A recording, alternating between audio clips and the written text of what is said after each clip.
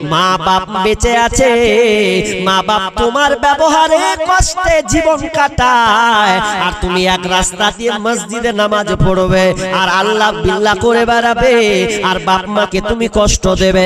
ওরে নাদান, শুনে লাও, তোমার জন্য বিশ্বনবী বদদুয়া দিয়েছেন, তুমি ধ্বংস হয়ে যাবে, তুমি ধ্বংস হয়ে যাবে। কারণ বাপ মাকে নারাজ করে তুমি দুনিয়ার বুকে চলতে পারো না।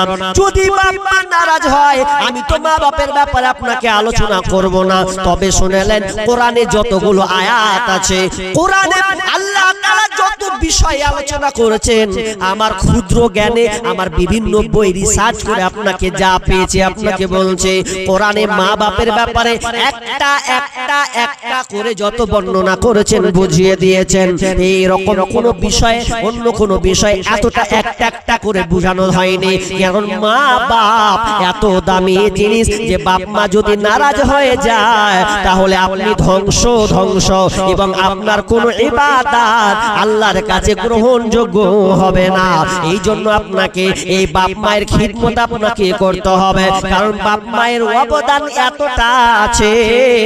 তুমি যেদিন বিবাহ করবে, তোমার যখন বাড়িতে সন্তান আসবে, সেদিন তুমি বুঝতে পারবে বাপ মা কাকে বলা হয়।